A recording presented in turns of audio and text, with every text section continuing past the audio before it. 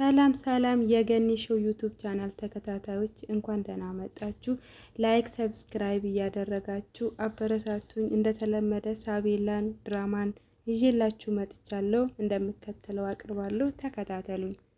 ባለፈ ክፍል ላይ እንዳየነው እንግዲህ አብርሃም ሊያ ስልክ እያወራች እያለ ይሰማታል። ልጄ ሳቤላ ምን ሆነች ብሎ ያናግራታል። እሷም እንግዲህ ምን አድርጌ ነው መናገር የምችለው አሁን ብነግረው በልብ ድካም ጸጥ ብሎ ይሞትብኛል ብላ በጣም ተጨንቃ ትገኛለች። ሰራተኛዋ ማለት ነው። ሁለቱም ተያይዘው የልጅቷ ክፍል ይገባሉ። ልጅቷ ግን አሁንም አልነቃችም፣ እንደተኛችው ትገኛለች። በሌላ በኩል ደግሞ ማርኮንና ዲና እንግዲህ ታች ላይ ሆነው ያወራሉ።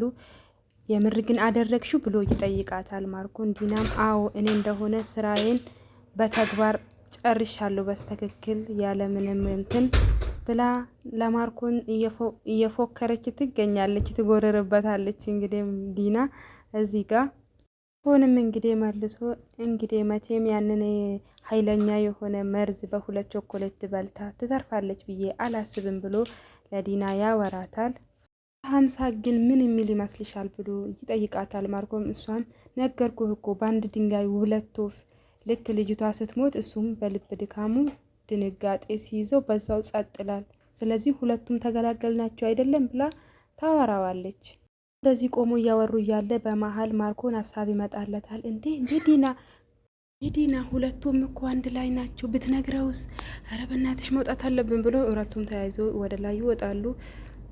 እንግዲህ አብርሃምን በዚህ ጋር ተረጋጋ አቢ ተረጋጋ ብላ እያረጋጋችው ትገኛለች። እሷም ልጄ ምን ሆና ነው ብሎ ሲጠይቃት አላቅም ስቀሰቅሳት አልነቃም አለችኝ ትለዋለች። እንግዲህ እሱ እንደምንም ብሎ ልቡን ይዞ ወደ ልጁ ይጠጋል። እሷ ግን በጣም ፈርታለች። ሰራተኛዋ አሁን እንዴት አድርጌ ነው የምነግረው ትለዋለች እያለች በውስጧ ብቻዋን ታወራለች። በሌላ በኩል ሁለቱ ይደርሱና ቆሞያ ያሉ የነሱን ሁለቱን ወደ ውስጥ ልግባና እኔ ትወናይ ልጀምር ብላ ዲና ትገባለች። አቢ አባቴ እያለች ወደ ውስጥ ትገባለች። እንግዲህ እግዚአብሔር አምላክ ከአስመሳይ ከእንደዚህ አይነት ሰው ይሰውረን። መሀል እውነቱንማ ማን ማወቅ አለበት። ምክንያቱም ልጁ ሞታ እሱ መኖር አይችልም። በልብ ድካም የሆነ ነገር መሆኑ ስለማይቀር ግን እውነቱን አውቆ ቢሞት ይሻለዋል ልንገረው ብላ እንትን ስትል ማርኮን ሽጉጥ ያሳያታል፣ በሽጉጥ ያስፈራራታል። እሷም ዝም ትላለች። እሱም እንደምንም ብሎ ወደ ልጁ ስጠጋ ልጁ አልነቃም ትለዋለች። በዚህ መሀል ፌንት ይበላል። እንግዲህ አብርሃም መሀል ሁለቱ በጣም ደስ ይላቸዋል። ዲናና ማርኮን እንግዲህ በጣም ይደሰታሉ። ይሄን አይደለም የምትፈልጉ ልቃ ያለች እንግዲህ ሊና በጣም እየጮኸች ትገኛለች። እሱ ግን ምንም ልነቃ አልቻለም። በዚህ መሀል ሁለቱ ቆሞ ያሉ ፖሊስ ጋር ደውሉ፣ ሐኪም ቤት ደውሉ እያለች ትጮኻለች። እነሱ ግን እየሳቁ እያፌዙባት ይገኛል። በዚህ መሀል ልጅቷ እንግዲህ እንደ እግዚአብሔር ፍቃድ ሆኖ አልሞተችም። ትነቃና አቤ ትላለች። ሁለቱም በጣም ይደነግጣሉ። ልጅቷም አባቴ ምን ሆኖ ነው ስትል እንግዲህ ሴትዮዋ አሁንም ወደ ማስመሰላት ትገባለች። እንግዲህ ገብታ አባቴ ተነስ ብሎ ሁለቱም እጅ ለእጅ ጎን ለጎን ይዘውት ወደ ልጅቷ ይወስዱታል። ሰውዬም በዚህ መሀል ይነቃና እናትና አባትና ልጅ ይተቃቀፋሉ። የምር በጣም ነው ደስ የሚለው። ስለተናደደ ውጪልኝ ብሎ ይጮህባታል ሰራተኛዋ ላይ። ማርኮንም ሰራተኛዋን ጎትቶ ያስወጣታል። ምስትየዋ እንግዲህ ትወና ላይ ተመልሳለች፣ እያስመሰለች ትገኛለች። ሆስፒታል ትደውልና ዶክተር አባቴ በጣም ታሟል፣ ባሌ ቶሎ ብለህ ድረስ፣ አሁን ለማውጣት አይመችም ሆስፒታል ለማምጣት፣ ስለዚህ ና ብላ የግል ዶክተራቸውን ትጠራለች። ሌላ በኩል ደግሞ ርብቃ እንግዲህ ሆስፒታል ቁጭ ብላ ስልክ ይደውልላታል ፍቅረኛዋ። እሷ ግን እያነሳች አይደለም። አሁንም ደጋግሞ ይደውላል። በዚህ መሀል ጓደኛዋ ትደርሳለች። እንግዲህ ርብቃ በጣም አብዝተሻል እንዴ፣ ከዚህ በላይ ይበቃል፣ የምትዋደዱ ሰዎች እንደዚህ ስትሆኑ ምንም ደስ አይልም ብላ ትመክራታለች ጓደኛዋ። እሷም ደግሞ ምን እንግዲህ ከኔ የሚቀድምበት ከኔ የሚበልጥበት ምን አይነት ነገር ብገጥሞ ነው በዚህ ልክ እኔን ትቶ የቀረ መቀጣት አለበት ለወደፊቱ ብላ ታወራለች ርብቃ ለጓደኛዋ። ጓደኛም ተይ እንደ በዚህ ልክማ ተቀጧል እስከሚበቃው ድረስ ብላ ትመክረዋለች። በዚህ መሀል እንግዲህ ኤፌ ይደርሳል። እሷም ዞር ብላ ስታየው እሱ ነው። ልትነሳ ስትል ጓደኛዋ ተይ አውሩ፣ ይሄን ነገር መፍታት አለባችሁ እዚሁ ነው ይላል። ጓደኛዋ ግን እሷ ጋር ከመምጣቱ በፊት አሁንም እንግዲህ መዋሸት አለብኝ ብሎ ጭንቅላቱ ላይ እንትን አስሮ ይሄ እንደወደቀ የሆነ ነገር እንደመታ አይነት ነገር ፋሻ አስሮ ይመጣል። አቶ ከጎና ቁጭ ብሎ እያወሩ እያለ አሁን ምክንያትህን ልታስረዳኝ ትችላለህ ብላ ትናገረዋለች። እሱም እንግዲህ ቀስ እያለ ፋሻውን ያሳያታል። እሷም በጣም ትደነግጥና ምንድን ነው ይሁን ገብላ ስትጠይቀው ሌቦች ናቸው መሰለኝ ደብድበውኝ ነው፣ ያን ያህል የከፋ ነገር አይደለም ይላታል። እሷም እንግዲህ እስኪ ቆይ ዶክተር ስለሆነች ሊል ምናምን ስትለው ውሸት ስለሆነ ይሻሻታል። ትጠራጠርና አሀ ለካ የዋሸኸኝ ነው፣ እውነቱን መናገር ስትፈልግ ብቻ ደውልልኝ ብላ እዛው ጥላ ትሄዳለች። ሌላ በኩል እንግዲህ ዲናና ማርኮን በጣም ተናደዋል። ልጅቷ ባለመሞቷ ምንድን ነው ያደረግሽው ብሎ ይቆጣታል ማርኮን። እሷም ደግሞ ምን አባክ ነው የሚያስጮህ? እንዴት ነው ይሄ ሊሆን ይቻለ? እኔም እኮ በጣም ደንግጫለሁ። በምንም ተአምር ልትድን አትችልም። ይሄ ነገር ምንድን ነው ብሎ ሁለቱም በጣም ግራ ይጋባሉ። ያመሀል እንዲያንተ ሰውዬ ተወኝ፣ እኔ ካንተ የተለየ አላማ አለኝ እንዴ? እኔም እኮ እንድትሞት እፈልጋለሁ፣ የሆነ ነገርማ አለ ብለው ሁለቱም በጣም ይጨቃጨቃሉ።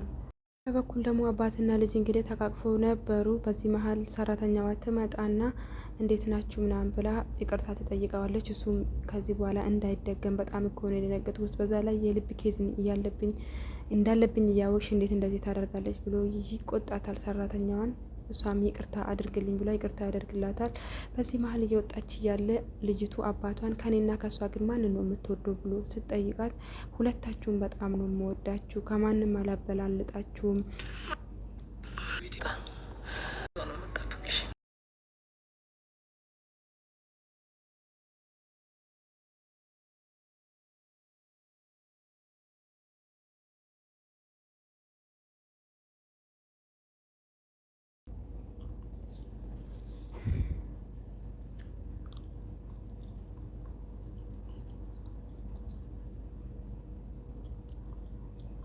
ሰራተኛዋም እንግዲህ እንዴት አድርጋ ልጅቷን እንዳዳነቻት እያስታወሰች ትገኛለች። ቾኮሌቱን ቀይራት ነበረ ያዳነቻት እና በጣም ደስ ይላል። እግዚአብሔር እንግዲህ ክፉ ነገር ስመጣብን በሰው ላይ አድሮም በሌላ መንገድ ያድነናል፣ መቼም አይተወንም።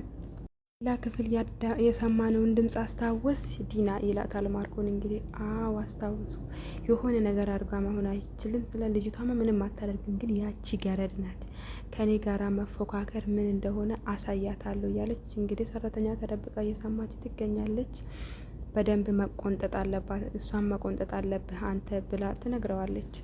መሀል በር ይንኳኳል። በር ከፍታ ስትወጣ ሰራተኛዋ ዶክተሩ ነበረ።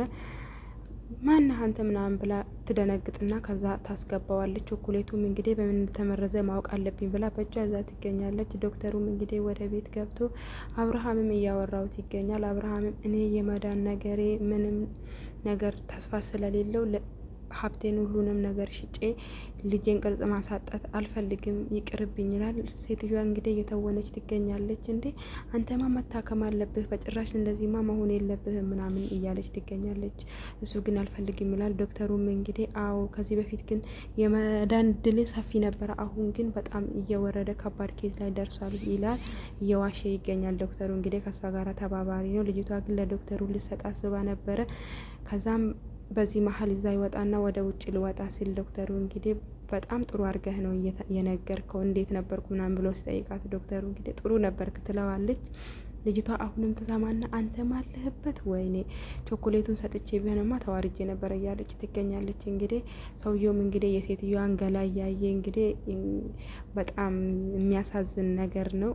ከአንድ ዶክተር የምጠበቅ ነገር አይደለም። እንግዲህ ሁሉም አይነት ሰው ተመሳሳይ አይደለም። ግን እግዚአብሔር ሁሌም ቢሆን ከክፉ ሰው ይጠብቀን ነው እምለው እኔ በበኩሌ። እንግዲህ ማርኮን ለብቻው እንግዲህ ከኔ ምንድን ነው እየደበቅሽ ያለ እያለ ይቆጣል። በዚህ መሀል ሙልጭም ይመጣል ወደ ቤት። እንግዲህ እንደዚህ ችግር ውስጥ ገብቻለሁ፣ ይህንን ቾኮሌት ደግሞ አሳይ ብላ ለሱ ትሰጠዋለች። እሱም ተቀብሏት ይሄዳል። በሌላ በኩል ደግሞ